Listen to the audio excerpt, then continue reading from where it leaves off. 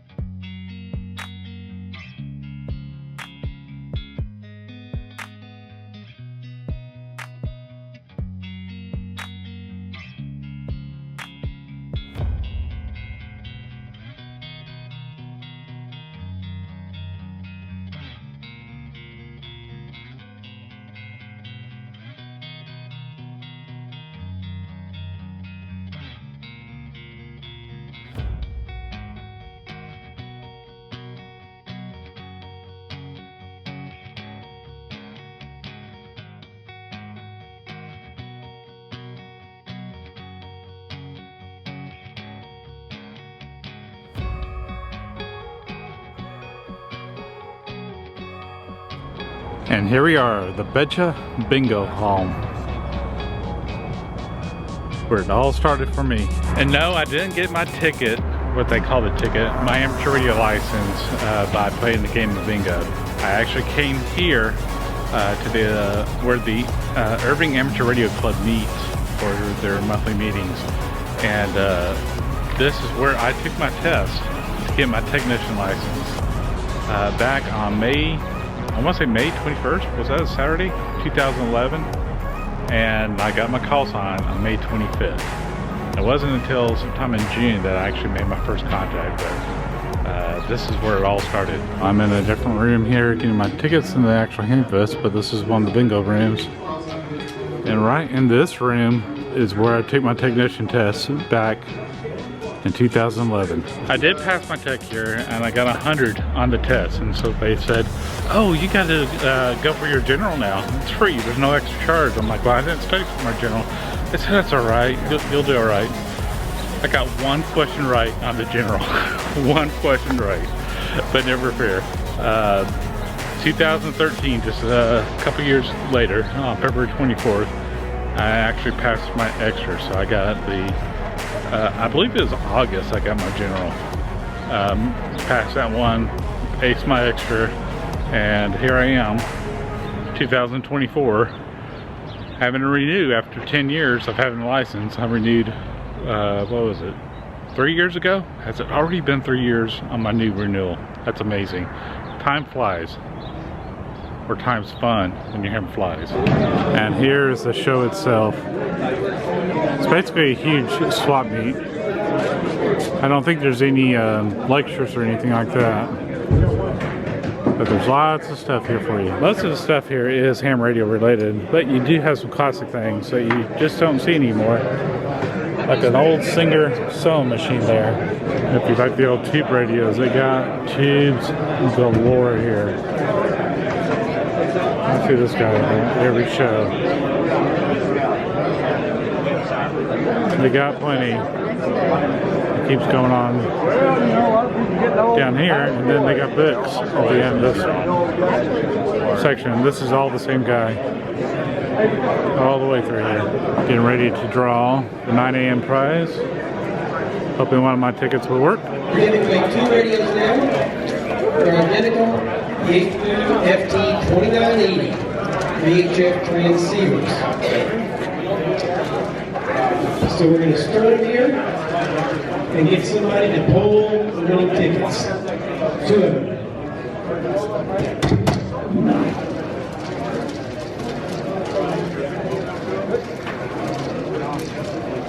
Sir, would you draw a ticket? Negative. Sun ticket. Anything in there? Okay, one of these radios goes to Ken Mitchell, KD2KW. Is Ken here? You must be pressing the win. Ken? Ken's here. Come on and get your radio. Hey. Okay. There he is. Ken, one of these is yours. Before you pick it up, throw the next ticket. The next person. And the other one is Shane Outlaw, KF5 GBL. Congratulations, Shane. One of our local clubs here is the Lake Area Amateur Radio Club, and y'all have seen me with them several times. In fact, they got Texas State Parks in the Air coming up, April 20th and 21st. So Ken, tell me about Texas State Parks on the Air. If I can get my words out. What we try to do is activate over 100 state parks on April the 20th. And people go out with their radios and operate their radios, make contacts, turn in their logs. They need 5 contacts to say they activated the park. And then we collect all of that and let them know where they stand. So, what is Lark doing during Texas State Parks on the Air? We'll be operating at Ray Roberts in Howdy. All right. So, very, very cool. So, we're going to be at Audubon Park. In fact, looks like some pictures from, oh, that is our good. Okay, so that's the Denton County Club participating. Yep. In fact, I think I was there for a short time. Those are all photos from last year. So that's Denton County's little bus.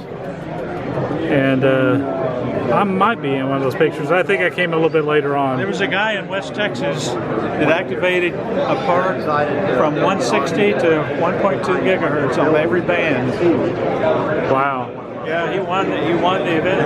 Very cool, very cool. And you're selling a couple things here, right? Yep. This is a fluke.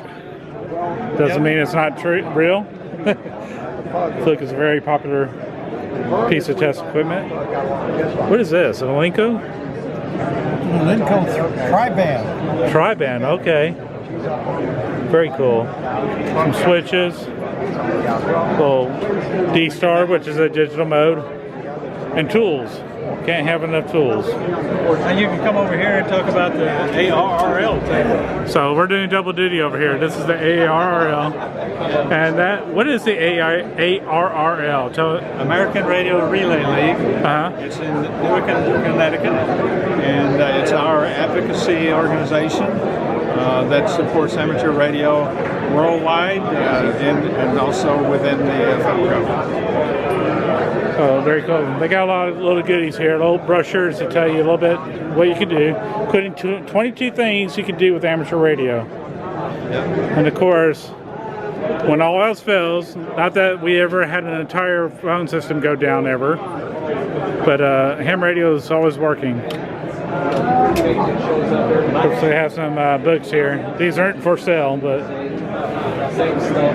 they do publish a lot of resources for ham radio as well. This is something I haven't seen before, but apparently it's pretty popular. This is just the box. So if you're trying to sell an ICOM 7300, you got a box to ship it in, and that somehow raises the value of the radio when you're trying to sell them. Draw my name. Yeah. Random draw. Here we go. The winner is Penny, is it Ragan? W8G and I. Penny, W8GML. Penny? Okay. Select Penny is here. Yeah, I couldn't believe he did that. This is that buddy pole system. It's a completely portable system. It does HF, you can do 2 meter, you can do just about anything. And this is my friend Tom. Tom, tell us about buddy pole. What is it all about? Sure, I'm Tom K5LOL, and as Michael said, these are the buddy pole systems, which are very configurable into different antennas that you might want to use out in the field for portable operations. I kind of like to think of them as an erector set, so you have parts that allow you to make dipoles or off-center fed dipoles or verticals or slopers if you want, any number of different types of arrangements with the buddy pole, made of very high quality products and used virtually all over the world by hams. That's a short info on the buddy pole. Great antenna. And they all go into these little bags. And some of these stands were like 18 feet tall, right? So, pretty amazing system. Plus, Tom's selling some brand new in the box items as well. And it's done pretty well, it looks like. This right here, Bud Drummond was the founder of the company, and his son Chris, I believe, runs it now. But originally, he called it W3FF antennas before he changed to the buddy pole name. Oh, so this is That was from the classic. first couple of years. That's retro. Okay. That he was selling. Oh, very cool. If everybody would pay attention, the Irving Ham Fest, we now have our 2024 micro brand presentation. Our one pin, which is VIP. Hello. Hello. The Irving Club, on a regular basis, gives away micro grants. We help local clubs build out their infrastructure so they can better support their communities. We have 4 grants that we're giving out today. The first one we're going to do is for Dakara, and Dakara has requested, and we're giving them almost $2,000 so that 2 repeater sites that don't have UPS or generators will have a reliable backup power source in the off chance something bad happens. So they requested it, we approved it, we liked it, and with that, we're gonna hand over the check.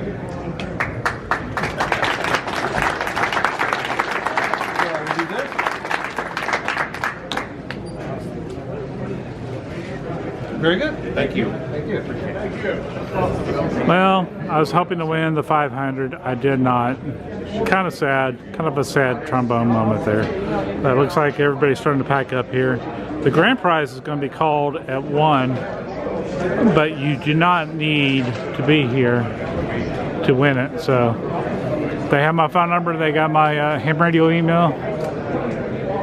See how that goes. But it was kind of cool to see my friend Gerald, and he just walked in about 15 minutes earlier and got his name called, so that was pretty cool. He got a $50 ARRL certificate. They got a lot of things that you can use, reference guides and such, so it's a good prize to have. In fact, I think I actually got an ARRL $50 certificate at Hamcom, which is no longer a thing anymore. I don't think I ever used it though. So, but this is the Irving Ham Fest. I don't know who's going to win the grand prize. I'll do an after video if it's me. Probably not going to win, but man, I wanted that 500. That would have been nice for the truck. I don't know what I'm doing, but I'm having fun doing it. But for now, y'all take care. Be safe. Bye.